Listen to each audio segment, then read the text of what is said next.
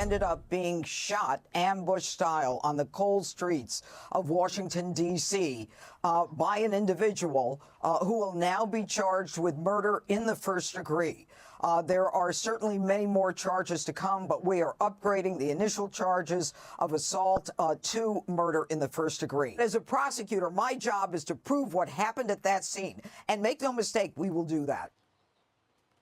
Hey, Fox News alert U.S. Attorney for the District of Columbia, Jeanine Pirro, upgrading the charge against the suspect accused of shooting 2 National Guard members, killing 1.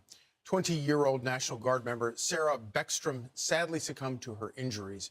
West Virginia Congressman Riley Moore represents National Guardsman Andrew Wolfe and his family, who is currently fighting for his life, and he joins us now. Congressman, thank you so much for joining us this morning. I understand that you spoke to the Guardsman's family. Can you tell us how they're doing and tell us anything about Andrew? Well, I have, and I've stayed in touch with Andy's family there. Andy lives and his family about 20 minutes down the road from me. And I think what people need to know is that this is a family that is committed to service, not only to the great state of West Virginia, but this country. His father's a deputy sheriff in the county next to mine.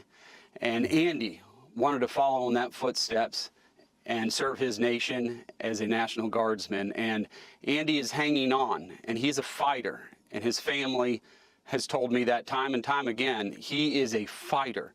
But above all, what they want here is for everybody to continue to pray. I believe in the power of prayer, and I can promise you his parents believe in the power of prayer. And I know there's a lot of prayer warriors that watch this show. Please keep praying. Can you tell us, without a doubt, absolutely, and I think that, just walking around the streets of New York and back home in Virginia, everybody is praying for him and praying for his family.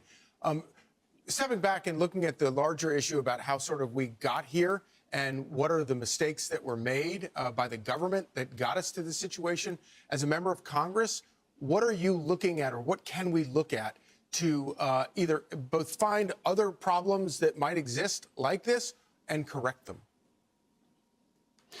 Well, to be clear, I think the president is taking the correct step by re-vetting these individuals. But in my view, he should have never been here. Right. He should have never been in this country to begin with. We had over 80,000 Afghan nationals piled into the United States. We don't know these people. We don't know who they are. And this is the first time I can think of. We've had terrorists come to the United States before. This is the first time that I can recall the United States government brought a terrorist into our country, into the United States. And after we had 13 of our service members killed at Abbey Gate, that continued failed policy just cost us another American life by the Biden administration.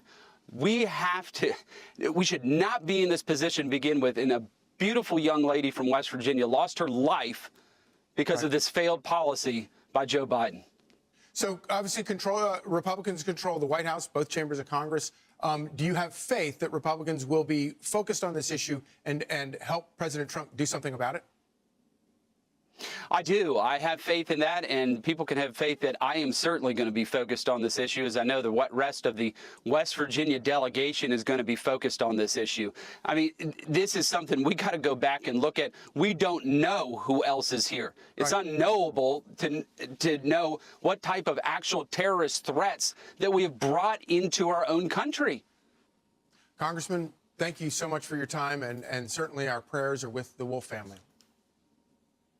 Thank you. In the courts, and it sparked the early flames of the civil rights movement. Haywood Patterson spent most of his life in prison. He tried to escape and did once, but was captured again. He wrote a book called Scottsboro Boy, describing the horror he lived through. Clarence Norris, one of the oldest, was the last survivor. He was finally pardoned in 1976, 45 years after his arrest. By then, most of the others were gone. Some died in prison, some disappeared, never fully free. But the mark they left would never fade. The Scottsboro Boys case changed American law forever. It established the right to counsel. It opened the door for equal jury selection. And it became a symbol that justice could no longer be one color. Decades later, historians would call